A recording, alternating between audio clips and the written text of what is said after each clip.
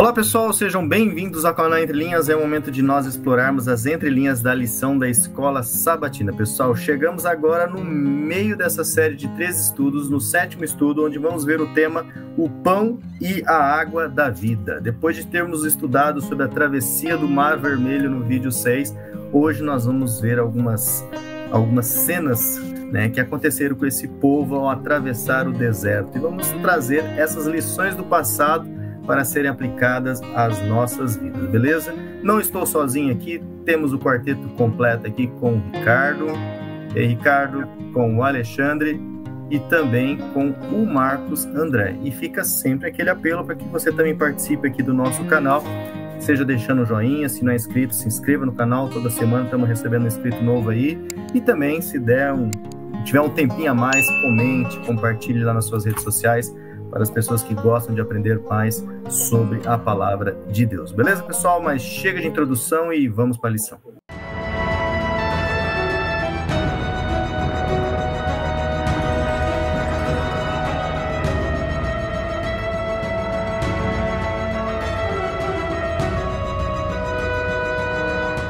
Bom, pessoal, antes de eu chamar aqui o Ricardo, vamos agradecer aquelas pessoas mais uma vez que comentaram, que dispuseram do seu precioso, valioso tempo e deixaram as palavrinhas lá para nós. Temos aqui a Regiane Alves, a Claire Albuquerque e também o Genésio Mioto, que fala sobre a saudade do pódio, está aí de novo em terceiro lugar, hein? Genésio está tentando pegar o pódio. Temos também aqui o Nepotismo, que é a minha sogra, Esmeralda Viana, participando, Benedito Eugênio, Adriana Kuhn, sempre comentando. Adriana, muito obrigado. A Sandra Machado, Leda Maria Rigoni também, a Célia Antônio Coelho, sempre comentando conosco, Vanderlei Jacó, Leda Maria Rigoni mais uma vez, Heloísa Richard, Pedro Virgínio, a Adriana Kuhn deixando vários comentários, o pessoal gosta de comentar aqui, Natalice Santos Araújo, Krieger, né? Sônia Azevedo, Sandra Bittar também deixando um comentário, Ailda Pinheiro, mãe do Ian, um abração aí para você, Ian, Vera Simões, Aparecido Ângelo, Rosângela Correia, também aqui a Edna Patrícia. Os comentários que eu tenho aqui por enquanto, no último vídeo que lançamos. Valeu, pessoal, muito obrigado, a gente lê, deixa o coraçãozinho, deixa o joinha, mas aqui no vídeo dá para pelo menos deixar esse alô aí com o nome de vocês. Muito obrigado. Vamos então agora iniciar aqui o estudo sobre o pão e a água da vida, né? Você já sabe o que nos espera, né, pessoal? Mas antes, peço a você, né, vamos buscar o Senhor numa oração? Senhor Deus, nosso Pai, nosso Criador, mais uma vez, Senhor, estamos aqui reunidos para dar seguimento ao estudo do livro de Êxodo, Pai. Que o Senhor nos ajude mais uma vez a entender sobre esse pão, sobre essa água da vida, Pai. Que o Senhor nos clareie a mente, nos dê a palavra, o discurso correto, e que principalmente aquele que ouve possa ser também uma fonte a jorrar do teu conhecimento para os que estão ao redor dele, Senhor. Não somos dignos mais uma vez, somos pó, mas que a tua graça, a tua misericórdia, o teu amor nos cubra nesse momento e clamamos que nos use em nome de Jesus. Amém, Senhor. Então, chega aí, Ricardo, agora é com você. Então, vamos lá. Lição número 7. O pão e a água da vida. Bom, a lição dessa semana, assim como a lição da semana passada, ela é bem simples.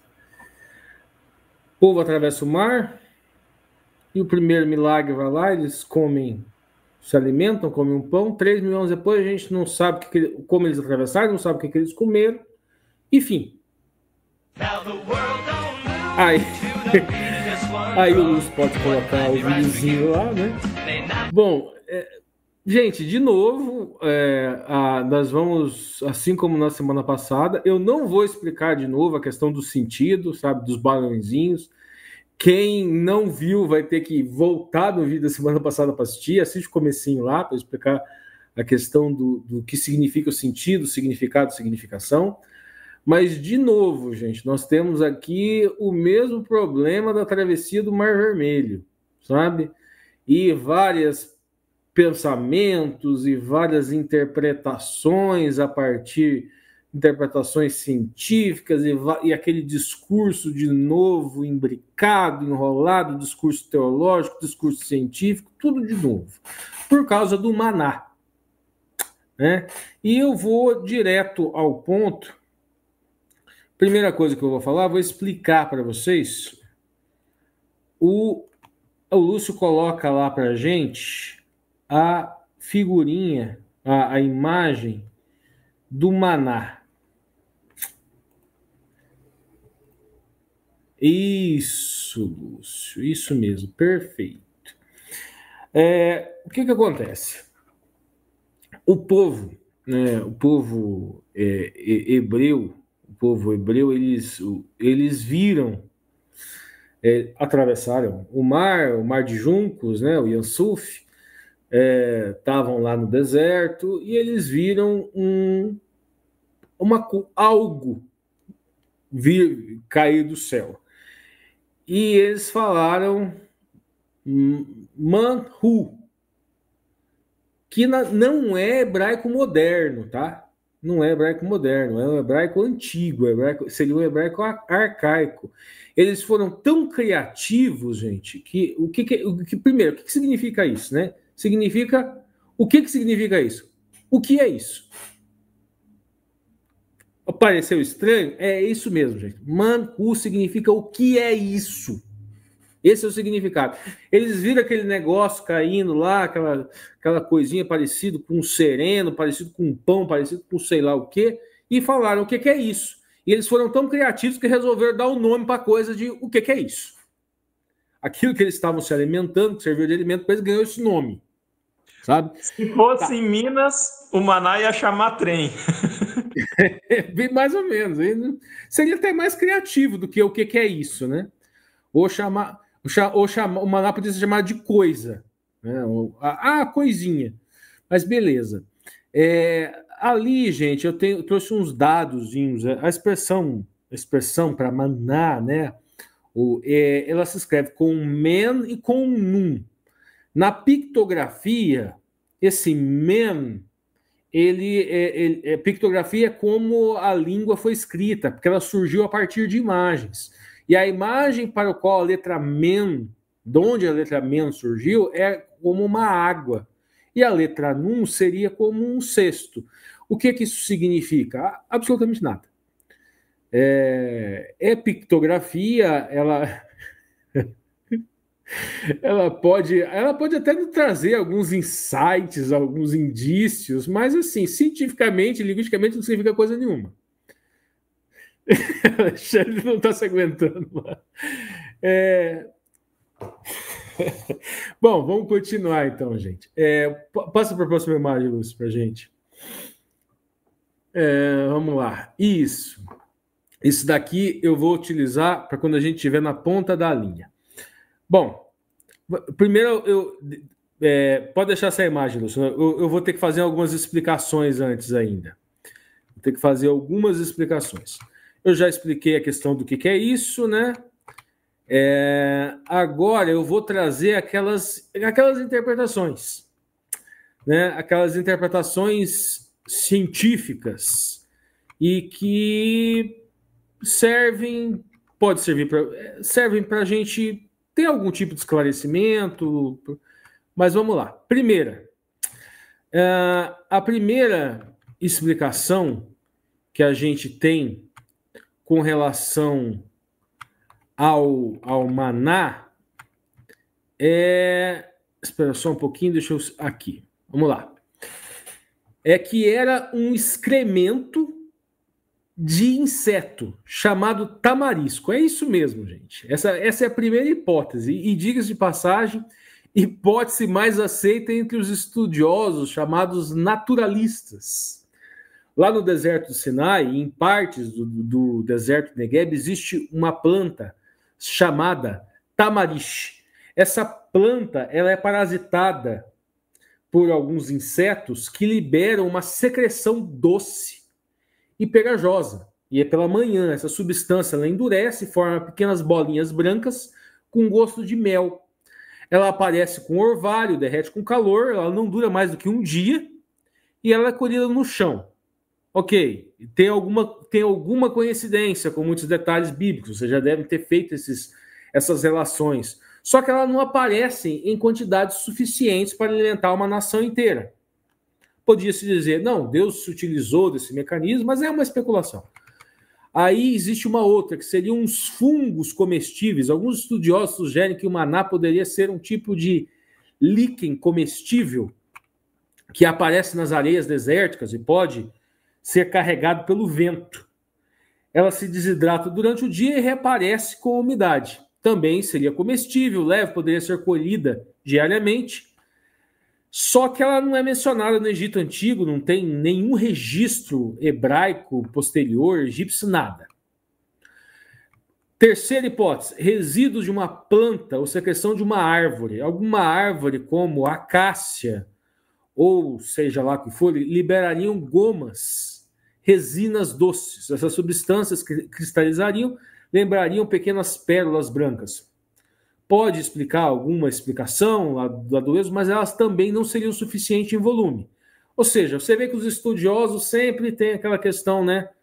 Aquela questão, eles tentam minimizar questões miraculosas, porque eles tentam se utilizar de um método científico, para tentar explicar tudo.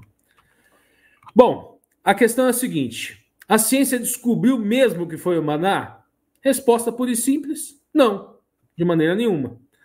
Ela não, sob o ponto de vista científico, não havia frequência, regularidade dessas hipóteses, e assim por diante, né? Então, nós temos essas hipóteses e tem uma terceira hipótese também, como que tudo isso seria simbólico, que não teria propriamente lá uma base natural, assim por diante. Bom, vamos lá, vamos para a ponta da linha. O autor da lição do primeiro parágrafo vai falar o seguinte: depois de deixar o Egito... falta o verso áudio, né? O verso áudio. Então o Senhor disse a Moisés: até quando vocês recusarão a guardar os meus mandamentos e minhas leis? Vejam, o Senhor deu a vocês o sábado, por isso ele, no sexto dia, lhe dará alimento para 2 dias. Cada um fique onde está, ninguém saia do seu lugar no sétimo dia. Assim o povo descansou no sétimo dia. O que estava acontecendo aqui, gente? Era o maná.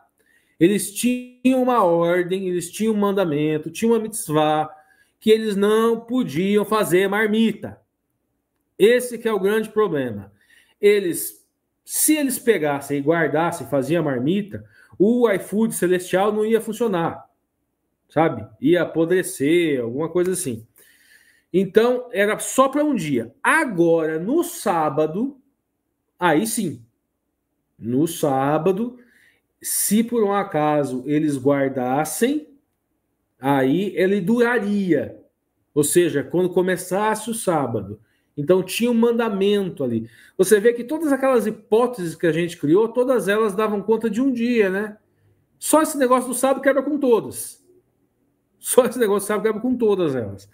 Esse é o grande problema da gente tentar misturar muito, sabe? O método científico e tentar querer pegar coisas químicas, biológicas para tentar explicar.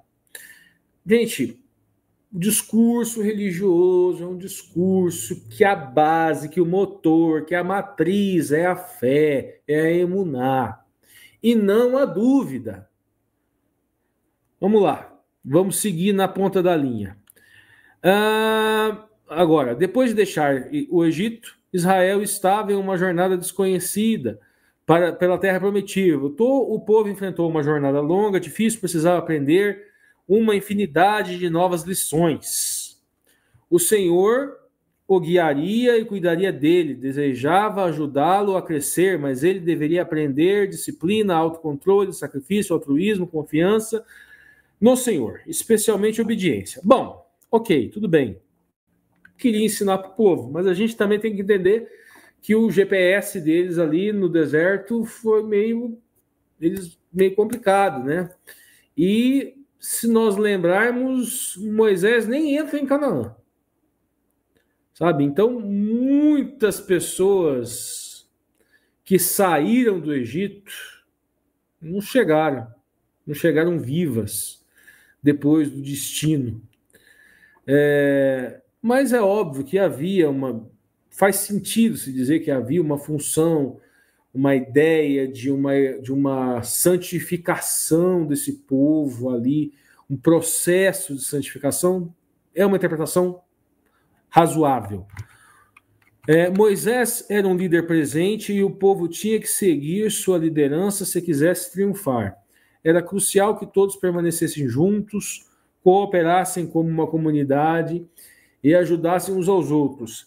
Havia muitos obstáculos e desafios pela frente. Grande parte de seu crescimento espiritual, aí o autor da lição fala especificamente dessa santificação, dessa jornada de santificação, dependeria de como eles enfrentariam esses desafios e como responderiam a Moisés, especialmente quando os desafios aumentassem. Aí, beleza. Bom, aqui antes do Lúcio colocar aquela imagem que eu falei, para ele colocar lá no começo, eu queria fazer uma ilustração, gente.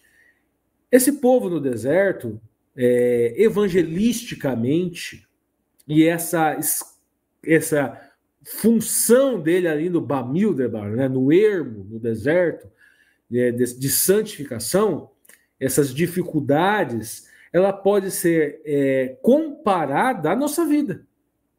De certa forma, os nomes dos livros da Torá, eles tratam de uma jornada de santificação até o deserto, até o ermo, até e nessa jornada de santificação é onde nós somos chamados no Vaikra, no Levíticos, para uma emuná, e nós aprendemos qual é a nossa emuná, qual é a função dessa convicção, no ermo, no deserto. Então, toda essa aplicação evangelística é para a vida do cristão. Para a vida do cristão de uma forma geral. E ela nos serve também para lançar uma resposta para a semana passada. Gente, não é na ciência, não é através do saber científico que vem lá de Descartes, Francis Bacon, Isaac Newton, e depois ele tem um processo de evolução ali com Einstein, com Planck, Heisenberg. Não é ali. Não é no falseamento das hipóteses, na constante troca de modelos que você vai construir a base da sua fé. Não é aí. É no ermo. É no deserto. Significa o quê? É na dependência. É na sua vivência, na forma com a qual você aprende a depender de Deus na sua vida prática, na sua comunhão. Busque essas respostas, todas aquelas respostas que você tem, que está lá, algumas que você coloca na caixinha da dúvida, e é normal a gente ter isso mesmo. Busque nessa vivência, nessa comunhão, busque nesse processo dessa vida, busque nessa dependência. Olha, conversa lá, olha, eu estou precisando de uma resposta agora porque está difícil. Eu converso com não sei se o Michel Prado está aí. Coloca aqui se você tiver aí, a gente conversa sobre. A gente já conversou o Prado Inox, né? O nome dele não é Michel Prado, pelo amor de Deus. É o Michel do Prado Inox, né? Que ele trabalha com o Prado Inox. E a gente já conversou sobre essas questões de dúvidas com relação à religião e com relação à igreja, principalmente, com relação a Ellen White, com relação ao texto bíblico e outras coisas. Busca nessa vivência.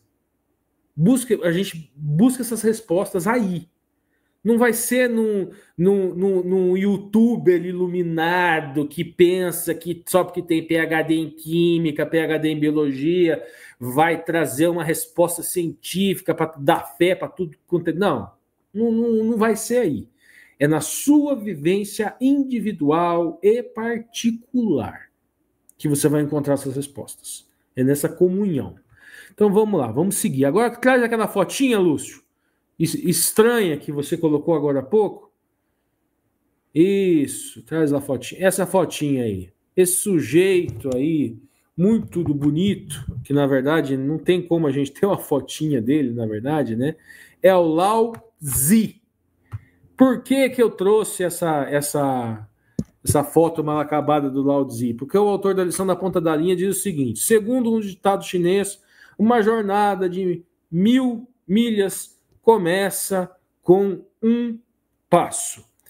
Isso era uma verdade dos israelitas e eles precisavam confiar nas instruções do Senhor a cada passo. Infelizmente, como veremos, eles não aprenderam essas lições com facilidade. Esse ditado chinês é um ditado taoísta, deste filósofo chinês taoísta. Erroneamente, vocês vão encontrar em algum lugar que é do confucionismo, não é taoísmo. E vamos seguir agora na ponta da linha novamente. Eu tenho aqui águas amargas. Muito bem. Nós vamos falar agora sobre essa questão das águas amargas. Eu vou trabalhar primeiro algumas questões aqui que eu separei para vocês. Primeira, vamos partir para a questão daquela parte linguística, né? A expressão main, ela significa águas, né?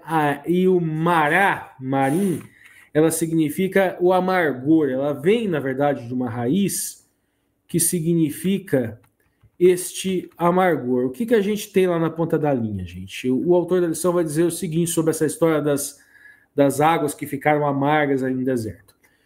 Nas narrativas bíblicas, diferentes papéis são desempenhados por diferentes personagens, bons ou maus.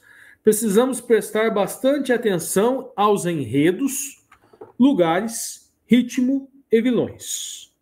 No entanto, o elemento mais importante em enredo, geralmente, é a solução da crise e as lições aprendidas. Não é diferente dos relatos. Aqui eu quero trazer um conceito que é importante para vocês. O conceito para vocês, gente, é o seguinte: polifonia. O Alexandre estava me perguntando justamente hoje, e é uma incrível coincidência, né? Se eu já tinha lido Os Irmãos Karamazov, do Dostoiévski. E eu tô vendo ali ele pegando o livro. Ah lá, Os Irmãos Karamazov, do Dostoiévski, exatamente. E o que tem a ver com a lição dessa semana? Olha, por incrível que possa parecer, tem a ver. Porque o texto do Dostoiévski, e principalmente Os Irmãos Karamazov, ele se utiliza de um estilo chamado polifonia. E no primeiro parágrafo da lição da semana é importante para a gente entender isso e fazer uma certa aplicação, que diz o seguinte: diferentes papéis são desempenhados por personagens diferentes, bons e maus. E o que o Dostoiévski faz nos Irmãos Karamazov? A polifonia é o seguinte, gente: a voz do autor, ela é identificada. Só que cada personagem é como se ele tivesse uma voz própria e com uma marcação valorativa, social e até mesmo muitas vezes ideológica, que ela é equilibrada no texto. Não tem uma voz propriamente que ela se sobressaia sobre as outras, assim, no sentido de comandar. Não, ela é... A polifonia é como se... É um conceito que vem da música.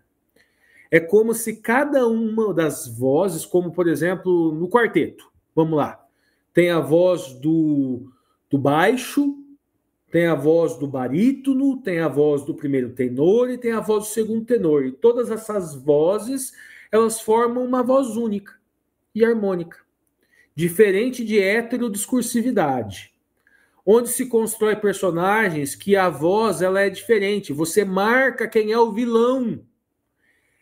O escritor, o autor, vai marcar. Por quê? Porque a voz do mocinho ela se sobressai. A voz do bonzinho, então você sabe desde o começo. Sabe desde o começo. Numa estrutura polifônica, é mais complicado, porque existe uma harmonia das vozes. É como se o Dostoiévski tivesse feito o seguinte, tivesse olhado para a sociedade russa da época, tivesse analisado a sociedade russa da época, e cada personagem simbolizava uma classe, um grupo com um conjunto de valores específicos. E ele não coloca uma voz maior do que a outra. Cada uma das vozes tem um destaque. Por que eu disse isso? E por que isso é muito importante até para vocês, naquele sentido de construção da fé? Pelo seguinte, olha, eu vou ler de novo aqui para vocês. Nas narrativas bíblicas, diferentes papéis são desempenhados por diferentes personagens, bons ou maus. Precisamos prestar bastante atenção aos seus enredos, lugares, ritmos e vilões. É fácil ou difícil você identificar na Bíblia quem é o vilão? Fácil. É polifônica? Não, não é polifônica.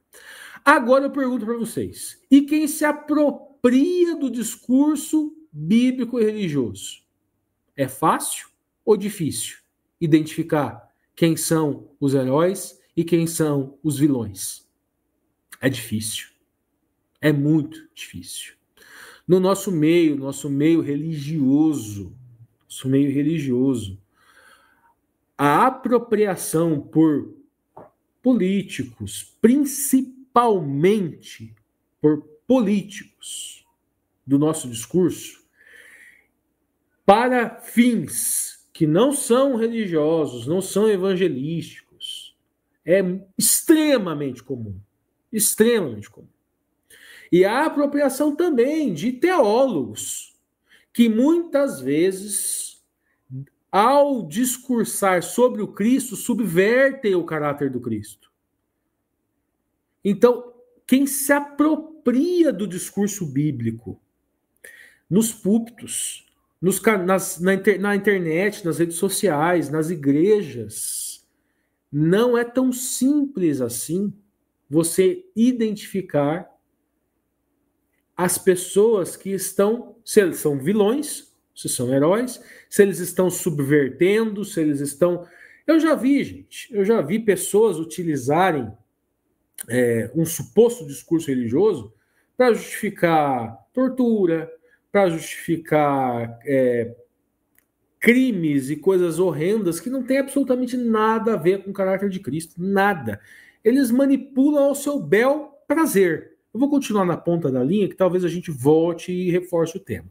Os episódios mostram que Deus traz solução e paz. No entanto, sua obra é afetada pela incredulidade das pessoas, devido à constante murmuração e desobediência. Os hebreus experimentam graves adversidades e até mesmo tragédias. Eles trouxeram sobre si muitas dificuldades por causa da sua incredulidade e indisposição em aprender. Veja bem, gente, indisposição de aprender. Eu não disse lá no começo que talvez que o ermo, nós estarmos ali no ermo, no deserto, pode se aplicar aos tempos de hoje. Nós estamos tentando buscar essa vivência, correto?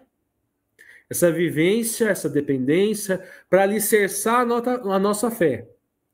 E muitos discursos que podem parecer fortalecer essa nossa fé, se nós formos tomar no frigir dos ovos, na hora de fazer a regra dos 3, na hora de fazer a conferência, lá no final, muito provavelmente eles possam não contribuir.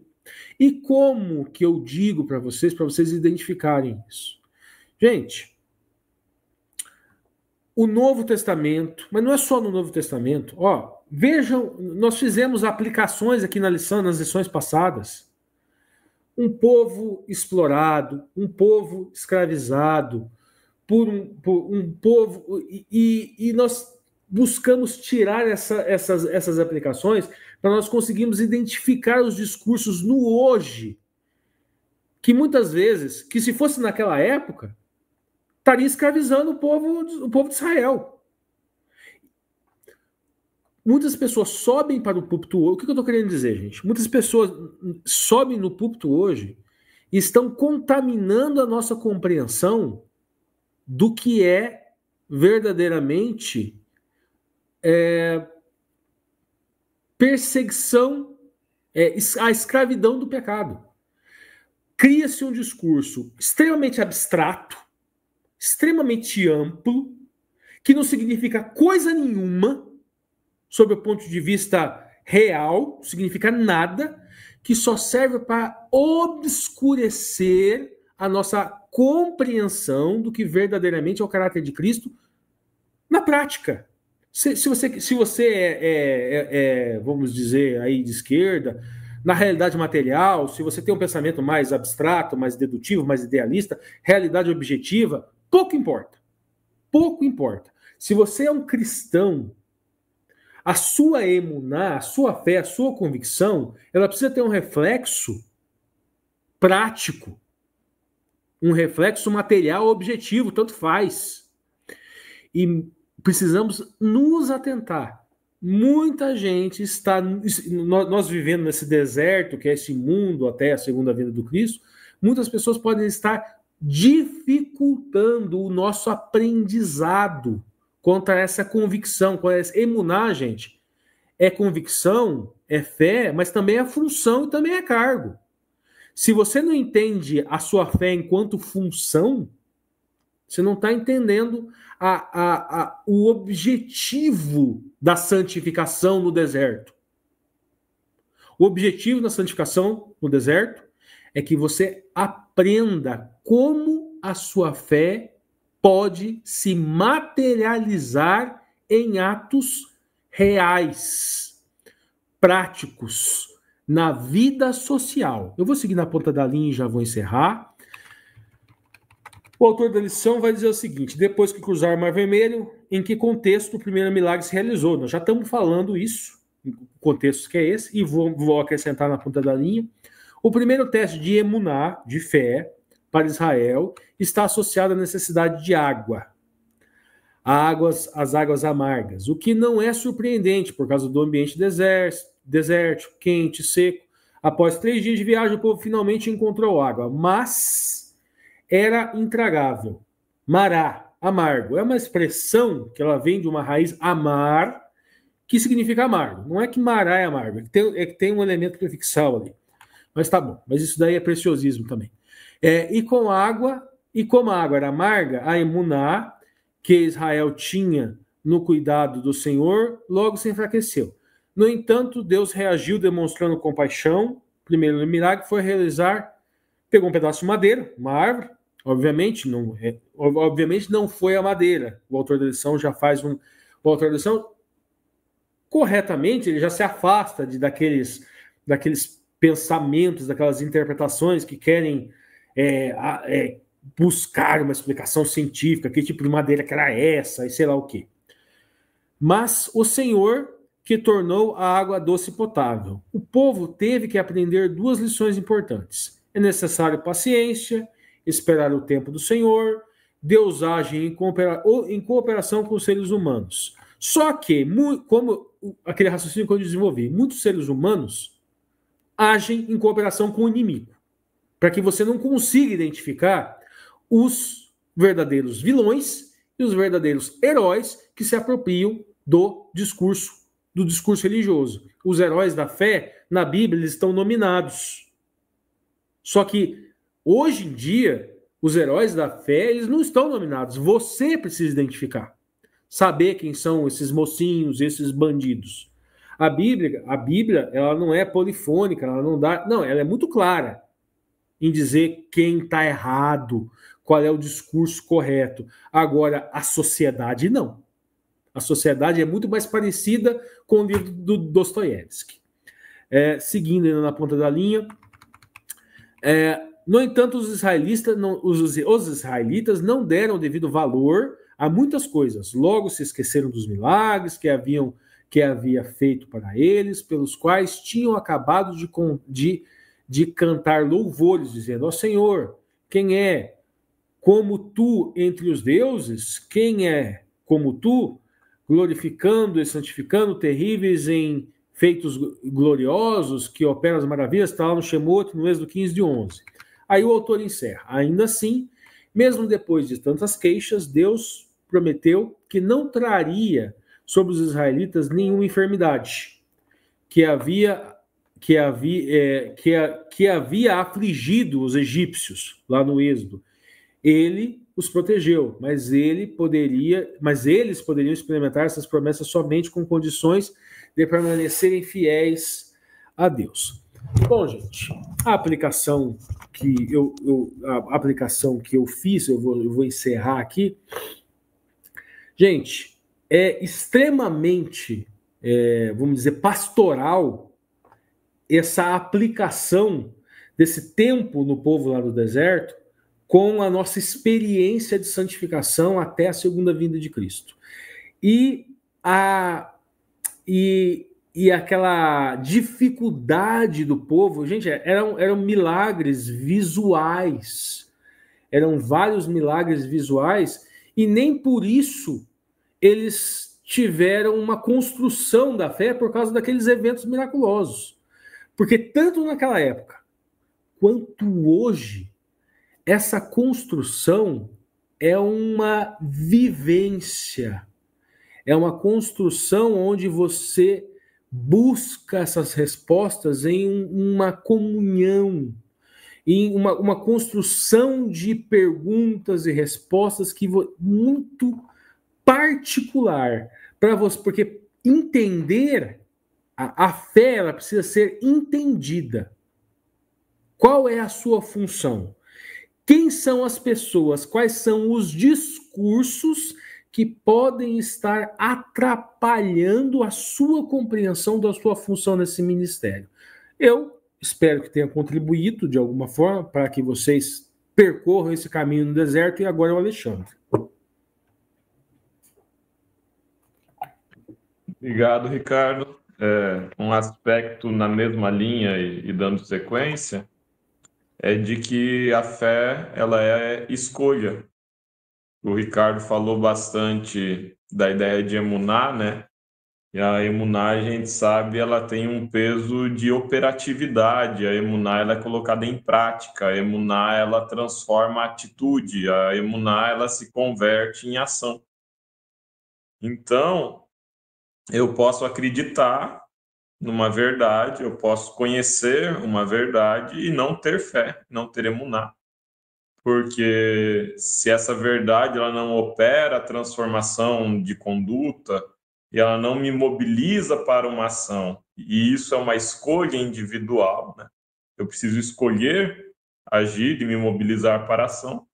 Então eu não tenho emuná, eu não tenho fé, eu não tenho também aquilo que é o ofício, né? A tarefa, o propósito, o ministério, como o Ricardo falou. O chamado, né? A lição de segunda-feira, ela tem por título Codornizes e Maná, e aí um apontamento importante é de que, assim, gente, para quem defende explicação científica para milagre, né? Em momentos de maior ingenuidade, de maior imaturidade, momentos que eu achava que eu sabia mais coisa, eu já fui muito de estudar criacionismo e de querer explicar tudo. Na minha adolescência, a gente acha que a cada nova verdade que a gente descobre, o olhinho brilha muito, né? Mas conforme o tempo foi passando, hoje eu vejo que se a gente explica o milagre, ele deixa de ser milagre, né? Então a gente tem que se resguardar a nossa insignificância também e a posição de que tem coisa que a gente não entende.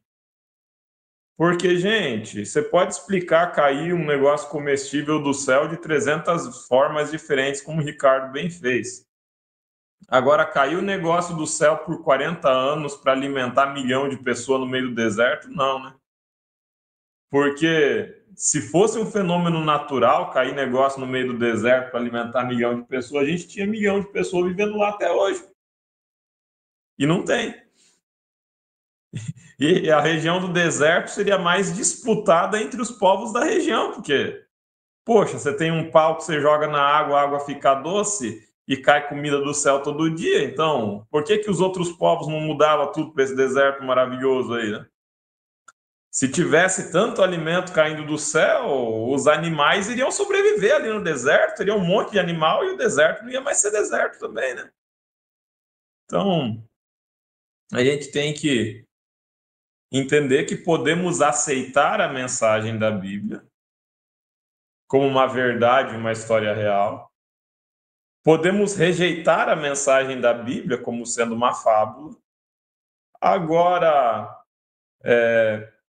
a posição de tentar explicar cientificamente aquilo que acontece, se não uma posição ingênua, é uma posição que tira do texto bíblico toda a sua potência, que está justamente no fato de ser algo não explicável, algo não compreensível dentro da dimensão da existência humana imediata, né? A gente tem ali uma nova murmuração em Êxodo 16, em que o povo começa a reclamar de comida, de fome. E é interessante porque não é uma fome qualquer, é uma fome específica, né? Eles falam que eles têm saudade de comer carne, que no Egito eles comiam carne. Vai ter outro momento depois que eles falam das cebolas, né? Eu acho assim... eu sei que não é engraçado, mas eu acho graça de coisa que não necessariamente é engraçado. Eu acho engraçado que tem uma cena que o povo está chorando para Moisés por causa das cebolas. E eu acho ótima essa cena, porque tá assim, ai, Moisés, mas no Egito tinha cebolas, e a gente comia cebolas das panelas de carne do Egito. Quer dizer, Deus dá, às vezes, e até eu penso na minha vida, assim, Deus dá para mim o maná, mas eu fico reclamando que não tem a cebola, né? Ô, ingratidão, né? Mas a cena ali é o povo reclamando de fome, o povo está olhando que os mantimentos estão acabando, né? A comida está escasseando, eles estão no meio do deserto, e quando a gente está no meio do deserto e vê o fundo da panela, bate o desespero, né? O texto não fala que o povo estava morrendo de fome. O texto não fala que já tinham sido sepultadas 500 pessoas porque elas tinham morrido de fome. O texto não fala que eles estavam em inanição. Então não tinha faltado ainda. Mas eles estavam na iminência de faltar. E eu vejo na minha vida, e trazer aplicação prática, né? Na minha vida, quantas vezes eu estou na iminência de faltar e eu já estou no desespero. Quantas vezes não faltou, mas a mera preocupação de que, e se faltar? Leva a gente ao desespero, leva a gente, às vezes, a blasfemar contra Deus, leva a gente a fraquejar na nossa confiança, e às vezes leva a gente até, em termos materiais, ser mais mesquinho, né? Recolher a mão do pobre porque a gente teme que vai faltar para nós. Então, a lição ali do maná e das codornizes, ela não vai ser uma única lição, vai ser um conjunto de várias lições que Deus vai ensinando eles. Ele manda codornizes, o povo come das codornizes. Essa não é a vez que eles comem até sair pelo nariz, né? Vai ter a outra vez que eles até passam mal de tanto comer codorniz. E depois vem o maná. E o maná, o que era o maná, gente? E o maná, não importa o que ele era, diria o Ricardo, né? O maná era um negócio que caía do céu e que eles comiam e que tinha no chão de manhã e que eles comiam aquilo. E era milagre. E é o que a Bíblia diz. E para mim isso me basta. O maná, ele vai ensinar muitas lições. Ele vai ensinar, por exemplo, a lição da dependência. Ele caía todo dia, você tinha que comer e catar ele todo dia. Você podia comer ele de diferentes formas, podia comer tostado, podia comer in natura, podia comer cozido em água. Então, tinha diversidade de preparo, não era tudo a mesma coisa, não era tudo o mesmo gosto. Só que se você juntasse de um dia para o outro, ele apodrecia e bichava, dava bicho. Então, quer dizer, o povo tinha que entender que o maná era algo que tinha que ser buscado diariamente. A gente pode pensar o maná aqui como um símbolo, como uma figura da nossa relação com Deus e da nossa relação com a palavra. A gente tem que buscar a palavra diariamente. Não dá de ter uma congestão da palavra, sabe? Comer tudo a palavra de uma vez só e depois ficar sem comer a palavra por um mês. Então eu vou estudar a Bíblia um dia por mês, ou um dia por semana. Eu vou estudar muito, vou passar 8 horas estudando. E aí o resto eu não estudo mais. Então o organismo não funciona se come assim. Se você guarda aqui, apodrecia, né? Por outro lado, também ensina isso vai ensinar confiança, é claro, de que Deus vai prover a cada dia, mas, por outro lado, ensina também o respeito ao sábado e o poder de Deus para preservar o sábado, porque quando chega na sexta-feira, como bem falou o Ricardo, caía o maná, as pessoas colhiam e ele durava no dia seguinte. Você colhia na sexta, no sábado não caía o maná. E aí no sábado, o primeiro sábado, sai todo o povo com os potinhos, né? Imagina todo o povo saindo das barraquinhas com os potinhos na mão. E aí, cadê o maná? Não tem o maná. E aí vem a cena do verso para memorizar, né? Até quando vocês se recusarão a guardar os meus mandamentos e as minhas leis? Vejam, o Senhor deu a vocês o sábado, por isso no sexto dia. Daí explica tudo, porque o povo estava com as gamelinhas de comida querendo pegar no sábado também. O povo com a Tupperware. Com as Tupperware. E sempre tem os desavisados, né? Sempre tem alguém que não escutou nada. Agora ensina também algumas coisas, né? E vamos parar para pensar naquele negócio de explicar o milagre, né? Poxa vida, cai todo dia, por que não vai cair no sábado? Porque é milagre. Eu recolho num dia e azeda, por que eu vou recolher mais na sexta? Porque na sexta não vai azedar, porque é milagre. Então, não entende, cara, só aceita. Essa é a ideia da fé, né? De você dar um passo de confiança e de exercer essa confiança na prática na sua vida.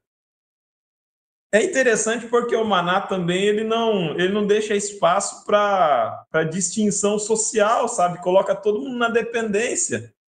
Não tinha como eu guardar maná a mais, não tinha como eu guardar maná no banco para render juro, não tinha como eu ter o dobro do maná do meu vizinho, porque o espaço do maná era o espaço que tinha no meu estômago. E o máximo que eu podia era encher meu estômago de maná. Eu não ia trocar maná com ninguém, eu não ia... Deus estava provendo para todo mundo, e isso é maravilhoso. Isso aponta muito a ideia de céu também. O que será o paraíso, gente? O paraíso será um lugar em que Deus vai nos prover. Ah, quer dizer que a gente não vai poder plantar vinha? Eu vou plantar vinha no paraíso, eu vou plantar uns pés de quiabo também, quero plantar machixe no paraíso. Agora, isso não significa que eu vou precisar da fadiga, do suor do meu rosto para comer do meu pão, porque Deus vai prover. E Deus estava provendo ali também para o povo no deserto. Então, é um período em que o povo não tem que se preocupar com o comércio, o povo não tem que se preocupar com o trabalho, o povo não tem que se preocupar com o sustento. O texto vai falar que no Espírito de Profecia, né, que nem a roupa dele se desgastava, nem a sandália se desgastava. Tá, se o povo não tinha que se preocupar com tudo isso, o povo vai se preocupar com o quê, então? O povo vai se preocupar em cultivar o relacionamento deles com Deus, em se aproximar de Deus, em conhecer Deus, um Deus que está querendo se apresentar para eles de uma forma maravilhosa. E o povo vai se preocupar também em guardar essa experiência para passar para a próxima geração. E aí tem um momento muito legal, que é quando o maná é recolhido, é deixado num potinho, que depois vai para dentro da Arca da Aliança. E aí esse maná não azeda, né? Esse maná ele vai durar ali séculos sem azedar. Porque ele era um milagre. Porque a gente não tem que entender tudo. A lição de terça-feira, o título dela é Água da Rocha. Novamente vem a sede. E aí é interessante porque no momento da fraqueza, o povo olha para o Egito. E aí eu penso em nós, na nossa vida espiritual novamente. Quando vem a fraqueza, a gente olha para o Egito. Quando vem a fraqueza, a gente olha para o Egito. Vem a dificuldade, a gente olha para, entre aspas, o mundo, entre aspas, o fora da igreja. Eu sei que essa distinção fora da igreja, dentro da igreja, o mundo da igreja, eu acho ela uma distinção horrorosa, porque dá a impressão que a igreja está flutuando no vazio, né? A igreja não está flutuando no vazio, a igreja está no mundo e a igreja é do mundo, gente. E nós somos do mundo porque a gente está no mundo. Meus pés estão aqui. Embora eu aspire coisas do alto, Jesus mesmo falou que ele não tiraria a gente daqui simplesmente e que a gente passaria por aflições aqui. Então, ele pede que Deus nos livre do mal no lugar em que nós estamos. Agora, é interessante porque vem a dificuldade e a gente olha para quem não tem a mesma fé. E aí pensa assim, nossa, mas lá não era tão ruim. A pessoa se converteu, vem a dificuldade na igreja, ela olha para a vida dela antes da conversão e fala, mas será que era tão ruim mesmo? E se eu voltasse para lá? Vem a primeira fome, o povo pensa nas panelas de cebola do Egito. Vem a primeira dificuldade, o povo pensa que no Egito eles tinham água em abundância. Na fraqueza se olha para o Egito como alternativa. A gente tem que parar de olhar para o Egito. E aí tem uma expressão de um texto que eu acho que é ótimo e que nos deve relembrar sempre, que é o seguinte: lembrai-vos da mulher de Ló. Então, não olha para trás. Quando você está deixando as coisas que para trás ficam, deixe as coisas que para trás ficam. Lembrai-vos da mulher de Ló. O povo está sentindo sede, o povo chama Moisés e Moisés chama Deus. Moisés recorre a Deus e ele fala que o povo está a ponto de apedrejá-lo. Então, olha o nível de ódio, de oposição que Moisés estava recebendo ali.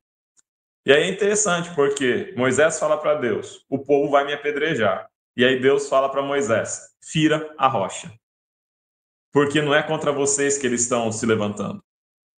É contra mim que eles estão se levantando. O povo vai te apedrejar, fira a pedra, fira a rocha. E aí Moisés fere a rocha, e da rocha vem a água, e o povo bebe a água. Essa rocha aqui, ela é evidente, ela tipifica Cristo. Então, Cristo é a rocha ferida. O povo que ia apedrejar Moisés, mas o povo feriu a Cristo. O povo tacou pedra em Deus, o povo tacou pedra em Cristo. A rocha ferida, ela fornece água que mata a sede do povo. O Cristo ferido fornece o sangue que produz a nossa salvação. E aí a gente tem um texto, que é o texto de 1 Coríntios 10:4, está lá no final da lição. Esse texto de 1 Coríntios 10:4, eu sugiro que você leia não apenas 1 Coríntios 10:4. Eu sugiro que você leia na sua casa aí o 1 Coríntios 10, versículo 1 até o versículo 4. Leia os versículos anteriores também. Porque nesses versículos anteriores, ele vai falar não só beberam todos de uma mesma bebida espiritual, porque bebiam da pedra espiritual que os seguia e a pedra era Cristo. No verso anterior, do 1 ao 3, ele vai falar que todos foram batizados na nuvem. E todos foram batizados no mar, na travessia do mar. E todos beberam de uma mesma água, e todos comeram de um mesmo pão. Eu entendo esse texto em paralelo com o texto de João 6, 48 a 51, quando Jesus se apresenta como o pão que desceu do céu. Quando a gente pega esses dois textos, a menção que me faz aqui é da Santa Ceia. Então, é o sangue vertido de Cristo, é a água vertida da rocha, é o pão que desce do céu, é o pão da ceia que é oferecido por Cristo. A gente já tem aqui a tipificação do que seria a ceia do Senhor, do que seria o sacrifício de Cristo. E por meio do sacrifício de quem nós teríamos acesso à esperança de salvação, nós teríamos acesso à água, nós teríamos acesso ao pão. Então o povo, ele vai pedagogicamente sendo ensinado por Deus, ao batizar-se, né, ao passar pelo mar, ao passar pela nuvem, ao participar do pão, ao participar da água, o povo está se irmanando também de Cristo, que é o Salvador deles, não vindo ainda na época, mas que viria e que já estava presente lá com eles no deserto, tabernaculando depois, né, no tabernáculo do deserto ainda. A gente terminou a lição de terça e agora o jogo segue com o Marcos André. Um abraço para todo mundo.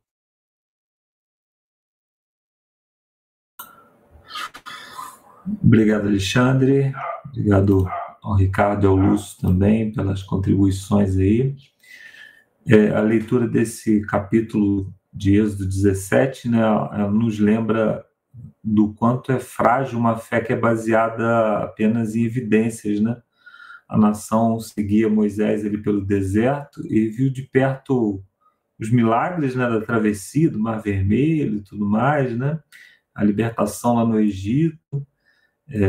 Eles presenciavam diariamente a nuvem que os protegia do sol, também a coluna de fogo que aquecia durante a noite. E a provisão de Deus ali através do maná, que caía todos os dias, sem falta, né? No entanto, quando eles ficaram sem água ali por algum momento, né? No verso 7, eles dizem: o Senhor realmente está no meio de nós. Quer dizer, a presença de Deus era visível, era palpável entre eles ali, né? Então, eu não estou dizendo aqui que a gente deve ter uma fé cega, né? É importante a gente estar constantemente revisitando os sinais de Deus, tanto na nossa vida quanto na história, né? Mas é importante não permitir que a nossa fé fraqueje nos silêncios de Deus. Às vezes vai ter momento, né? Esses momentos são os mais comuns, né? O momento mais comum é quando não está acontecendo nada, quando Deus está em silêncio, quando a presença de Deus ela não é tão perceptível assim. Esses momentos não devem permitir, nós não devemos permitir, né, que esses momentos fraquejem a nossa fé, né? Então é importante a gente estar orientado não só por milagres ou por evidências da presença de Deus, evidências claras, mas pelas coisas comuns da vida, né? Tem uma frase que é atribuída a Einstein, né? Que provavelmente não é dele, mas sempre você vai encontrar aí na internet, que a frase diz assim: você pode considerar tudo como se fosse natural ou considerar tudo como milagre, né? Então, o nascer de uma planta é milagre, né? O desabrochar de uma flor é milagre. E se você vê isso, vê todos os eventos da sua vida como milagre, né? Deus vai se fazer muito mais presente na sua vida, né? Mas na parte de quarta-feira nós temos aqui o título Jetro, né? Que é uma referência ao sogro de Moisés, que diz que Moisés foi visitado por Jetro. O autor aqui, ele lembra quando Jetro foi ao encontro de Moisés e trouxe consigo a esposa de Moisés, Zípora, e seus 2 filhos, Gerson e Eliezer.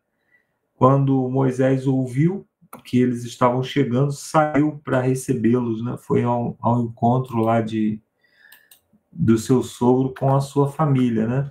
O comentário bíblico adventista ele diz que provavelmente Moisés deixou a família por questão da dificuldade que eles iriam enfrentar naqueles momentos. Então ele enviou, achou prudente nesse momento enviar a sua família para a casa do sogro, né, por um período, mas parece que esse período acabou se estendendo mais do que o necessário, né? Então o Jetro ele foi ao encontro de Moisés, levando ali a esposa, né?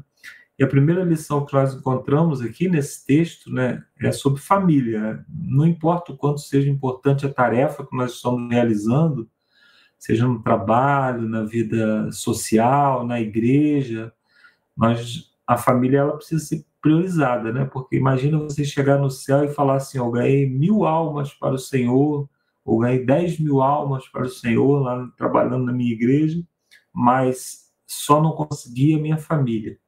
Então não é possível dizer que você obteve sucesso em qualquer campo da sua vida se a família foi sacrificada em favor desse sucesso, né? Eu não tenho a menor dúvida que nas nossas prioridades está Deus acima de todas as coisas, né? Que é um mandamento dito por Cristo, né? A igreja tem o seu lugar, mas a família vem antes da igreja. E você pode estabelecer as suas prioridades aí, mas a família ela precisa estar antes da igreja, até porque servir a Deus, né? O nosso primeiro ministério é a nossa casa, né?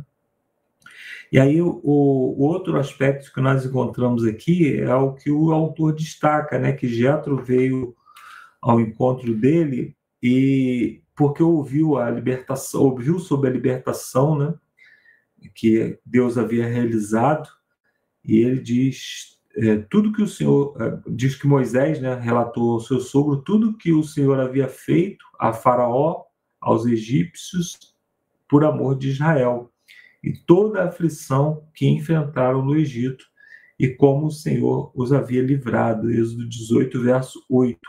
Jetro, então, exaltou a bondade e a intervenção extraordinária de Deus em favor do povo, declarando: bendito seja o Senhor que libertou vocês das mãos dos egípcios e das mãos de Faraó. Então, aqui nós vemos um exemplo de como Israel ele serve como testemunha daquilo que Deus deveria, pelo menos, né, inicialmente, ele servir como testemunha em favor de outras nações a respeito de como Deus verdadeiro poderia agir em favor do seu povo.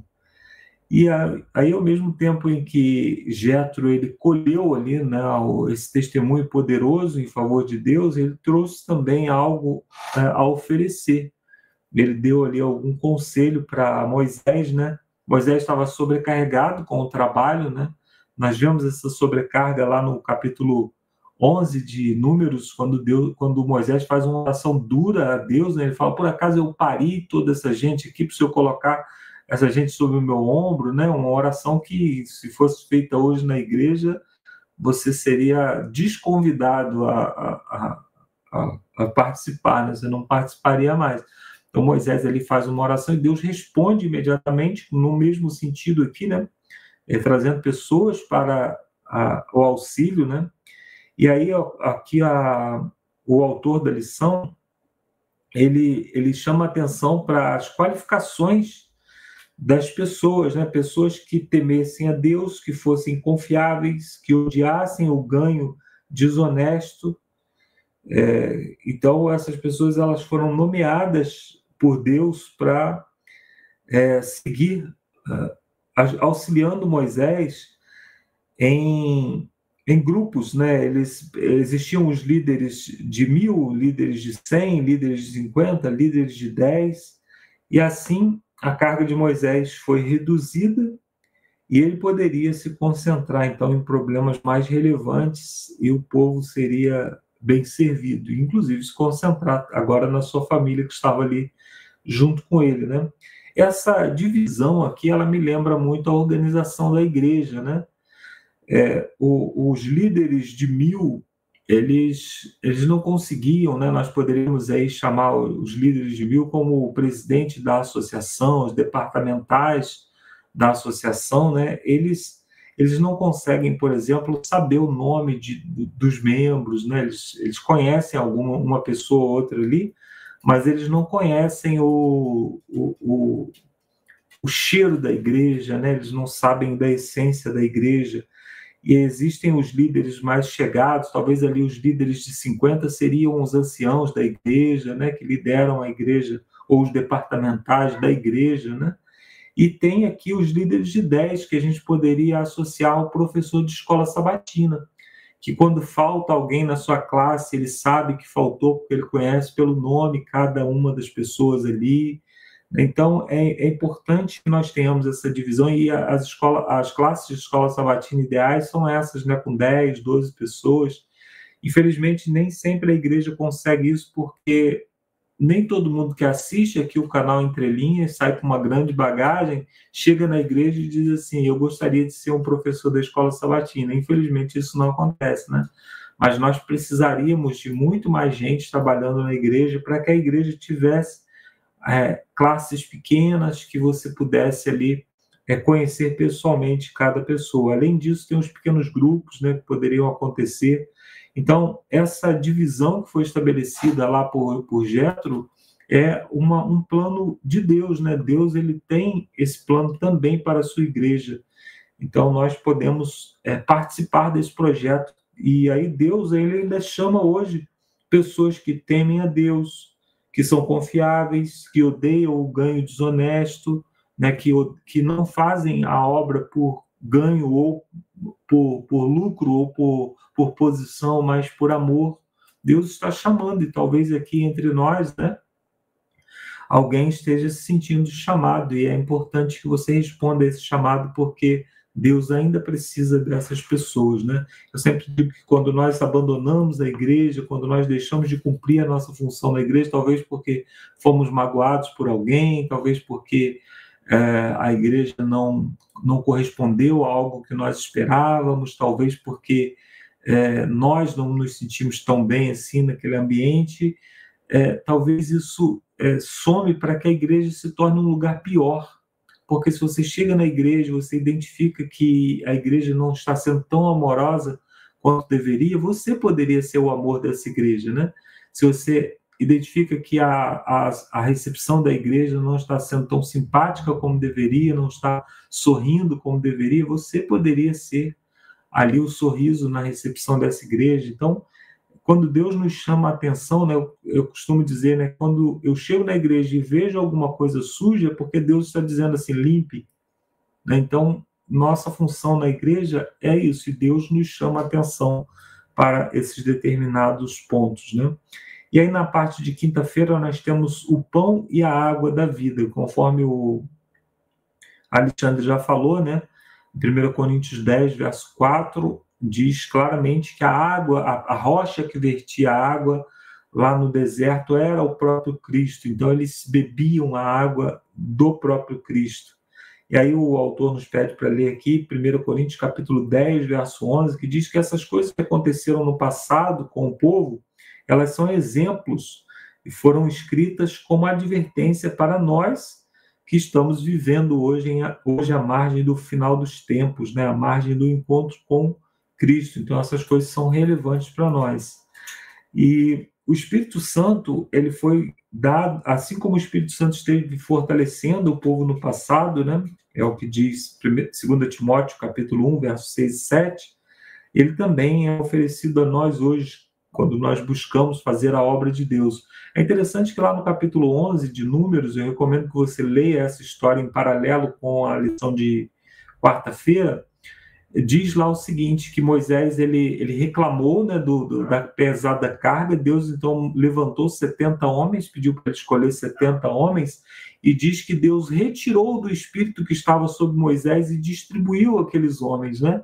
Então, quer dizer, o Espírito Santo ele foi um auxiliar ali, né, de Moisés na dura tarefa que Moisés enfrentava, ou seja, ele dividia o ombro com Moisés.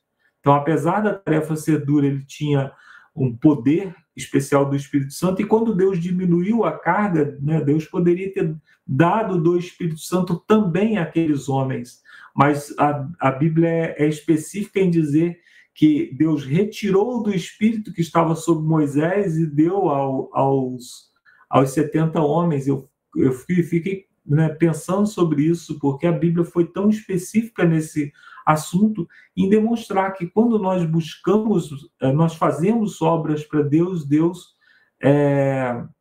nos favorece ali com a presença do seu Espírito, né? Então nós podemos fazer uma matemática simples, né? Se eu trabalho para Deus, Deus me dá do seu Espírito. Se eu trabalho muito, Deus me dá muito do seu Espírito. Se eu trabalho pouco ou nada, eu posso não estar sendo auxiliado pelo Espírito, porque o que o Espírito poderia me favorecer nesse caso, né?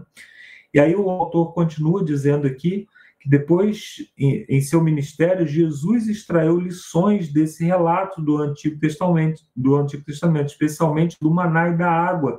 Ele usou as imagens para ensinar verdades sobre si mesmo, pois ele era aquele que havia conduzido os israelitas no deserto, né? E João capítulo 4 é um encontro de Jesus com a mulher samaritana, quando Jesus fala da água que daria a ela para beber, né?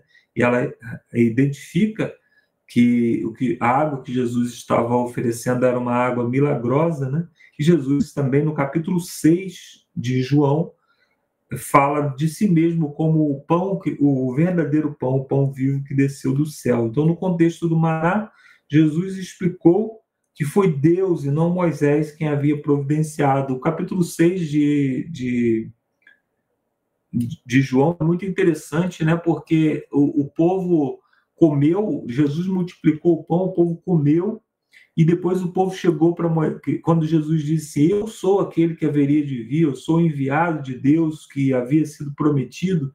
E eles perguntaram para Jesus assim: mas que sinal o Senhor vai nos mostrar para que nós creamos? Eles tinham acabado de comer o pão que Jesus havia multiplicado, porque, na verdade, eles esperavam um líder à altura de Moisés, e eles pensam, em seguida eles dizem: Moisés deu pão por 40 anos, o Senhor não deu uma vezinha e já está se identificando como alguém que vem no lugar de Moisés, né? Lá em Deuteronômio diz que, Moisés diz, né, eu vou virar alguém, um profeta, à minha semelhança, né? Fala, você deu pão um diazinho só, você já está querendo se identificar. Então Jesus diz: eu sou o pão. O pão sou eu, não é um pão físico, né? Então, mais uma vez destaca, né, que o milagre ele não é suficiente para fomentar a fé de ninguém. Então, assim como o maná no deserto, o pão era o pão do céu, a água da rocha era a dádiva de Cristo para saciar a sede do povo. E aí diz, o autor termina aqui, né? Por isso, somente nele que nossa sede e fome espiritual podem ser verdadeiramente saciadas.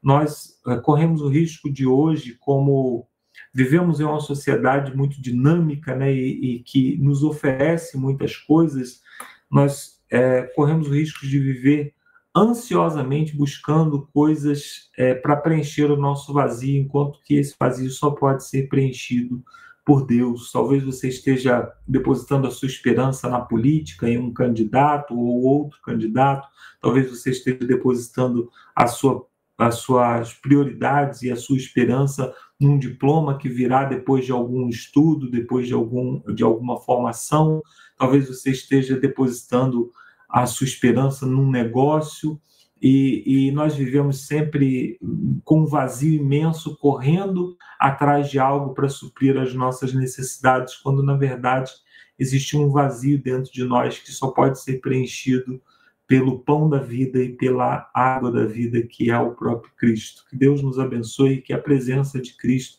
possa nos preencher naquilo que nos falta e sobrar, para que possamos ser, como Jesus disse, fontes de água a transbordar para aqueles que estão ao nosso redor. Termina aqui a minha participação. Agora é com você, Lúcio.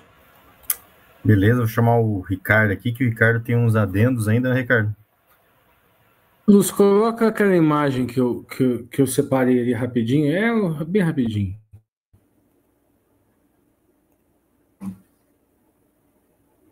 Isso, pode ser essa aí mesmo.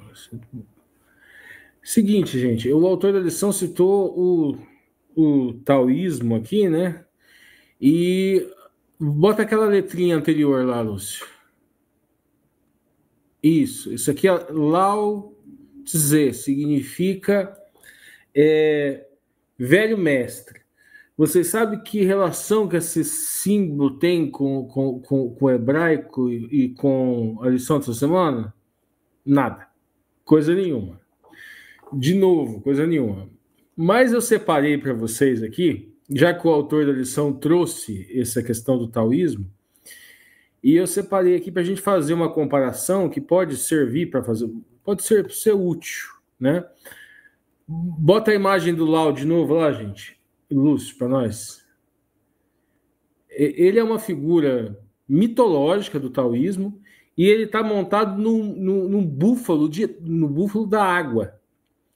E tem várias interpretações, assim, sabe, sobre o taoísmo que eu gostaria de comparar com vocês. Por exemplo, nós temos ali Israel, gente. O povo chega numa região ali de Mará. Mará, ela vem de uma raiz amar, seria o amargor, né? E aquela água amarga, e eles jogam lá, pegam uma madeira, né? E na simbologia teológica, na interpretação teológica cristã, muitos interpretam que aquilo que tira o amargor daquela água amarga é um símbolo da cruz de Cristo. seria um símbolo da cruz de Cristo. Eu vou trazer, daí eu separei aqui uma comparação com o Lao e o búfalo, né? Enquanto no taoísmo, né, nós teríamos ali uma aplicação da fluidez do Tao, que seria o caminho natural das coisas. Ali em Israel nós teríamos águas amargas, né, como uma experiência amarga de provação. E no cristianismo, nós traríamos que Cristo seria justamente o evangelho, a boa nova, que de certa forma transformaria essa água em água potável. Enquanto o taoísmo pode até ser útil para certas circunstâncias, você seguir o caminho natural, mas no cristianismo, na interpretação cristã, esse caminho natural ele não é bom. É o Yetzer Hará, a natureza má. Existe ali. Nós precisamos buscar justamente no deserto a santificação. Seria bem diferente do taoísmo. Não que seja errado, mas a aplicação é diferente, seria no outro contexto. O animal, né, seria um símbolo, um búfalo seria um símbolo de uma força gentil, um símbolo de harmonia com o curso da natureza. Na nossa história não tem propriamente ali nenhum animal, né? Apenas tem o ser humano sedento, e nesse deserto ele experimenta o amargor. E esta árvore é que adoça e torna essa água potável, que nos dias de hoje, como eu disse, que poderíamos fazer uma aplicação para os dias de hoje, o evangelho, seria isso que torna essa nossa vivência como aceitável. Nós temos uma ação ali no taoísmo, né, que seria um não agir, o simplesmente observar e compreender o fluxo. No cristianismo não é isso. No cristianismo é negar a natureza, é a morte do eu, é diferente também. E no taoísmo seria uma transformação, uma sabedoria que nasce do silêncio, da contemplação, e certas ocasiões isso é extremamente útil. Às vezes é muito melhor realmente você contemplar, você observar, você ouvir, do que você falar, principalmente se for falar besteira, né? E agora ali não. Ali nessa aplicação que eu fiz, o evangelho. Mas podemos até fazer um complemento. Assim, antes de você levar uma boa nova, você precisa compreender essa boa nova para que você não seja um vilão do evangelho. Lembra que nós falamos lá atrás que aqueles que trazem o discurso religioso, é difícil você identificar quem são os falsos profetas, quem são os vilões. E que muitas vezes esse discurso fácil, sabe, que identifica facilmente o cristão, na realidade social ele não é tão simples. E por fim, o caminho. É um caminho suave, é um caminho suave, um caminho firme. E no êxodo não, é um caminho de aprendizagem e um caminho de escassez, um caminho de sofrimento. É doloroso negar a natureza. Enquanto no taoísmo é um andar harmônico, é você tentar entender essa natureza, no cristianismo é o contrário, você tenta negar essa natureza. Vai lá, Lúcio, é com você agora. Legal, valeu, Ricardo. Complementando aqui, né, Ricardo? Vamos às perguntas de sexta-feira. Nós temos aqui a primeira pergunta que diz assim: Jetro aprendeu sobre o Deus verdadeiro a partir do que ele havia feito por seu povo, lá em Êxodo 18. Por que esse princípio é válido até hoje? Né? Aprender sobre Deus a partir do que ele faz pela sua criatura, pelo seu povo. Né? Pergunte a si mesmo e à sua classe: que tipo de testemunho a sua igreja apresenta ao mundo? O que dizemos ao mundo sobre a natureza e o caráter de nosso Deus? E isso é importante. Cada comunidade, na sua breve existência, tem que perguntar por que ela está inserida dentro daquele espaço geográfico. E uma pergunta que a gente sempre traz lá nas reflexões aqui no nosso grupo é assim: se um dia a Igreja Adventista Central de Campo Mourão fechar as portas, fechar, será que a vizinhança, será que essa região vai sentir falta da gente? né? Será que nós temos alguma relevância? Será que a gente realmente ajuda as pessoas? As pessoas falam, nossa, que pena, nós tínhamos esse auxílio, nós tínhamos isso e nós não temos mais.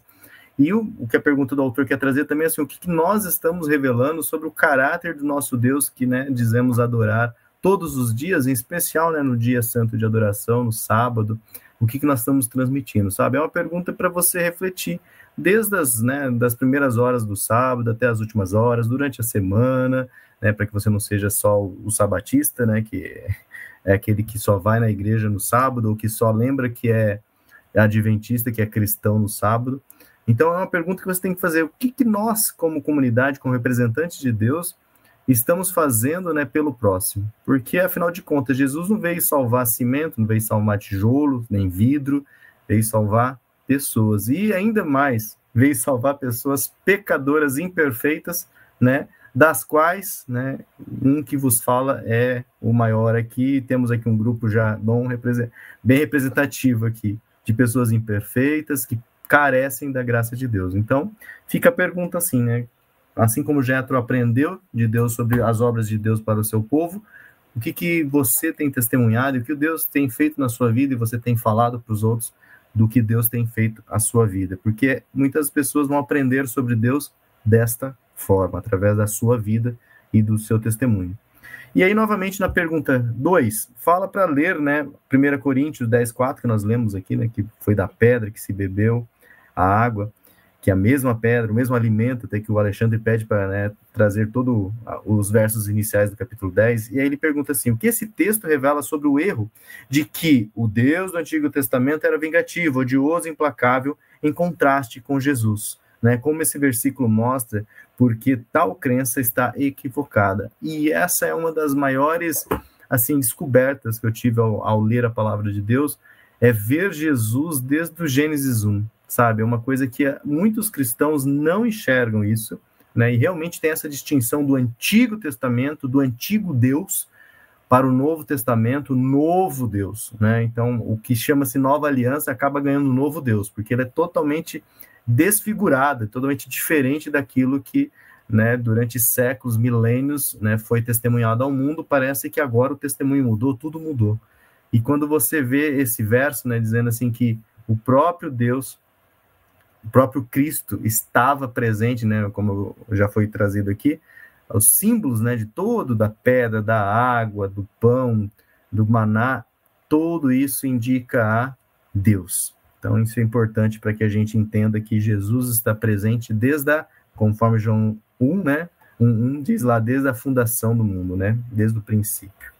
E 3, leia novamente, né, o texto de Ellen White aqui no texto adicional, citado acima, compare a atitude dos amalequitas com a de Jétro, porque Deus trouxe juízo, né, não apenas sobre eles, mas também sobre muitos povos do mundo antigo. E Ellen White vem destacando aqui no Patriarcas e Profetas, né, página 251, sobre, assim como Jétro conheceu o caráter de Deus pelo que ele tinha realizado dentro do seu povo, os amalequitas, né, zombaram de todos as pragas que aconteceram no deserto, toda a história do povo de Israel. Os amalequitas zombavam disso, né? Então, ou seja, eu trago aquela frase, né, bem conhecida, que o mesmo sol que derrete a manteiga é o sol que endurece o barro. Então, o problema nunca vai estar em Deus, sabe? Vai estar na substância que recebe Deus, ou seja, no caráter, na mente, e assim como nós já colocamos aqui, né? O Alexandre colocou, desenvolver a fé é uma escolha, transformar sua natureza para que talvez a gente deixe de ser barro e passe a ser manteiga na presença de Deus, para que a gente se derreta na presença de Deus e não se endureça.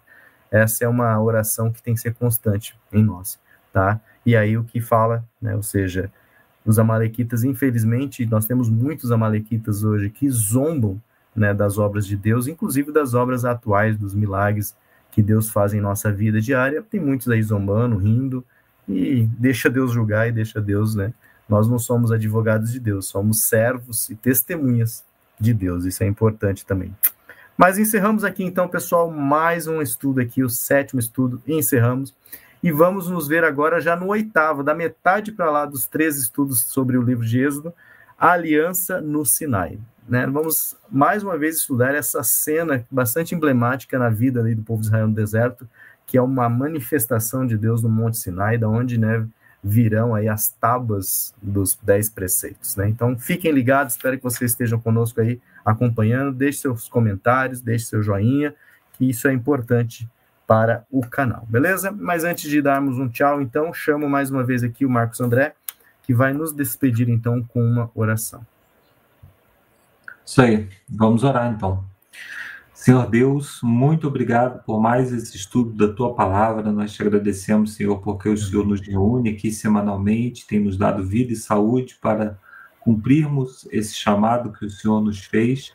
Te pedimos que a Tua presença, o Teu Santo Espírito esteja não só conosco aqui, mas com cada pessoa que nos acompanha, com cada membro desse canal que se envolve assistindo, compartilhando, comentando, e também com os nossos familiares, Senhor. Alcança aqueles que ainda não tiveram um encontro verdadeiro com o Senhor, para que possamos, quando Jesus Cristo voltar, ter a nossa família reunida aos pés de Cristo para a eternidade. Também te pedimos, Senhor, pela Tua misericórdia, que o Senhor continue guardando a Tua igreja, guardando o Teu povo aqui nessa terra e nos fortalecendo para que possamos concluir a obra da pregação do Evangelho o mais rapidamente possível. É o que te pedimos. Amém. Por Jesus. Amém. Amém. Deixa eu colocar todos nós aqui na tela. Então, pessoal, até a próxima lição. Fiquem com Deus. Tchau, tchau.